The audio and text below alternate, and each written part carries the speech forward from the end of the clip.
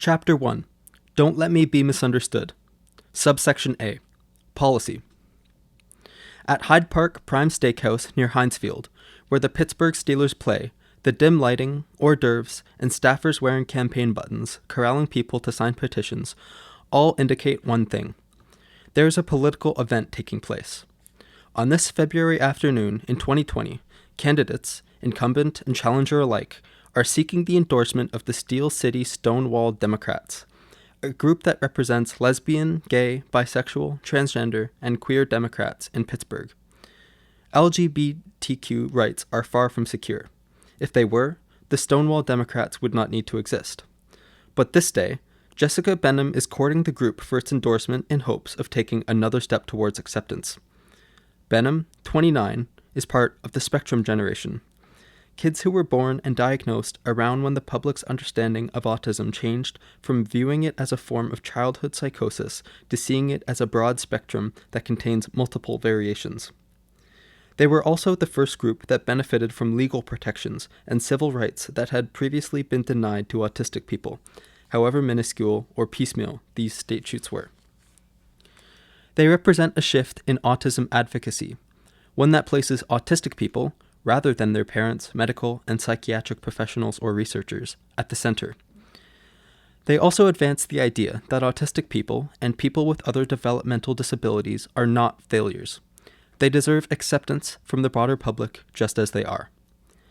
There have been at least 2 openly autistic state legislatures in the United States before Benham. Briscoe Cain, a Republican from Texas, came out as autistic after he was elected to the state legislature in 2016. Democrat Yalan Yu won her seat in the New York State Assembly and spoke about it to a student news website that same year. Benham would be the first autistic woman to be elected in Pennsylvania. I'm ready to make some history, and I don't know about you all, but where my heart is at is making some history for the 36th District, she tells the crowd. She doesn't immediately mention her identities. Rather, she rattles off goals relevant to Democrats in the audience, such as fighting for health care for all, combating the opioid epidemic that has ravaged Pennsylvania, and investing in infrastructure. Only then does Benham mention she is autistic. I'm going to be the first out LGBTQ woman in the state legislature in Pennsylvania, she says to Applause. I'm also going to be the first openly autistic woman elected to a state legislature anywhere in this country. This leads to even more enthusiastic applause and occasional hollers. Later, when I asked her about the sequence of her speech, she said that it was important to show that disabled people were not single-issue people. By the time I get to, we're making history by being the first this or the first that, which people seem to care about a lot more than I necessarily care about, people are riled up, and then I don't have to come back down to be like, let's talk about infrastructure spending, which is my big thing. Benham tells me later while we are going door to door to gather signatures for her to get on the primary ballot. A contested condition. Years and years of autism advocacy paved the way for Benham to get to this moment. Autism has likely existed as long as humans have, but it was a narrowly defined condition until very recently. Swiss psychiatrist Eugene Bleuler first used the term autism in 1911 to describe a symptom of childhood schizophrenia. This would be reflected when autism appeared in the first edition of the Diagnostic and Statistical Manual of Mental Disorders in 1952 in the section on schizophrenic reactions occurring before puberty. It cataloged the condition under an umbrella diagnosis of psychotic reactions in children. In 1968, in the DSM-2, autism again appeared as a symptom of pre-puberty schizophrenia. Infantile autism finally appeared as separate from schizophrenia in the DSM-3, published in 1980. The condition had to have an, quote, onset before 30 months of age, end quote. The child had to display a, quote, pervasive lack of responsiveness to other people, end quote, and exhibit, quote, gross deficits in language development, end quote. If children could speak, they had to display speech patterns such as, quote, immediate and delayed echolalia, parroting another person's speech, end quote. Peculiar language, and, quote, pronominal reversal, end quote, which is referring to oneself in the second or third person, but to others in the first. The diagnosis also required children to have, quote, bizarre responses, end quote, to their environment, such as resistance to change and, quote, peculiar interest in or attachments to inanimate or animate objects, end quote. On top of that, to distinguish autism from schizophrenia, children needed to exhibit, quote, absence of delusions, hallucinations, loosening of associations, and incoherence, end quote.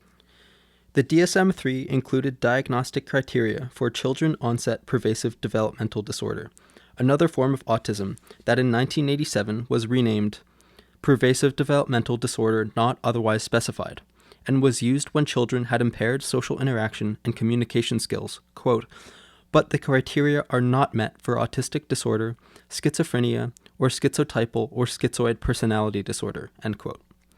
The DSM-3R revised the diagnostic criteria for autistic disorder, requiring children to exhibit 8 of 16 different symptoms. Children, and it was mostly children, had to exhibit at least 2 traits in the reciprocal social interaction category, 1 trait that showed difficulty in communication and imaginative activity, and 1 trait that showed restricted activities and interests. The DSM-4, 1994, and the DSM-4R, 2000, reduced the number of symptoms from 8 to 6. It also included a new diagnosis named for the researcher Hans Asperger, who had conducted some of the first studies on autism in Nazi-occupied Vienna. Unlike Kanner, Asperger theorized that autism was not a rare and narrowly defined disorder, but a common condition that existed on a continuum. His work was purportedly lost before British researcher Lorna Wing, a mother of an autistic daughter, argued that autism existed on a spectrum. Since then, evidence has surfaced indicating the extent to which Asperger actively cooperated with the Nazis' child euthanasia program. He even referred children to a clinic where some of them died. This has removed much of the shine from his image. Wing's husband, John, who spoke German, translated Asperger's work for her seminal 1981 article entitled Asperger Syndrome, a Clinical Account. Wing suggested that autism belonged in a wider group of conditions which have, in common, impairment of development or social interaction, communication, and imagination.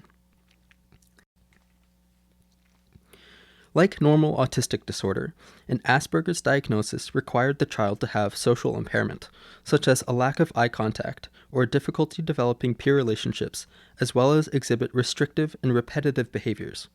But, unlike a child with autistic disorder, a child with Asperger's did not have a, quote, clinically significant general delay in language, end quote, nor a, quote, significant delay in cognitive development or in the development of age-appropriate self-help skills, adaptive behavior other than in social interaction, and curiosity about the environment in childhood, end quote.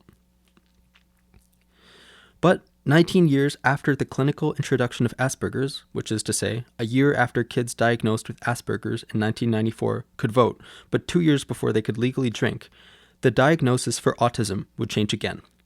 In 2013, the American Psychiatric Association placed autistic disorder, Asperger's syndrome, childhood disintegrative disorder, and PDD-NOS in the DSM-5 under the umbrella term autism spectrum disorder. This new label for the condition is characterized by, quote, persistent impairment in reciprocal social communication and social interaction, end quote, and, quote, restricted repetitive patterns of behavior, end quote. All of these changes to the DSM led to a surge in autism diagnoses, which makes sense. If the definition of autism is broadened, it stands to reason that more people who went undetected in the past would get diagnosed. And throughout the years, these changes in diagnostic criteria mirrored changes in public policy. In 1990, President George H.W. Bush signed the Americans with Disabilities Act. Congress barely mentioned autism during deliberations, and it appeared nowhere on the text of the law. The law was far from the windfall that disabled people needed, but it was instrumental in portraying people with disabilities as a group deserving of civil rights. Regulations from the ADA Amendments Act of 2008, which expanded the definition of disability, specifically named autism as a disability, and therefore autistic people were protected by it. The same year the ADA was passed, Congress reauthorized the Education for All Handicapped Children Act under a new title, the Individuals with Disabilities Education Act, IDEA. The House of Representatives report on the legislation said that, quote, autism has suffered a historically inaccurate identification with mental illness, end quote, and that including autism in IDEA was meant, quote, meant to establish autism definitively as a developmental disability and not as a form of mental illness, end quote. IDEA mandated that students with disabilities were provided with a, quote, free appropriate public education, end quote, and now that specifically applied to students with autism. It also meant that schools had to report the number of autistic students they served, along with other disabled students, to the U.S. Department of Education. These improvements in knowledge and changes in policy had the potential to move American politics toward a more accepting model of autism.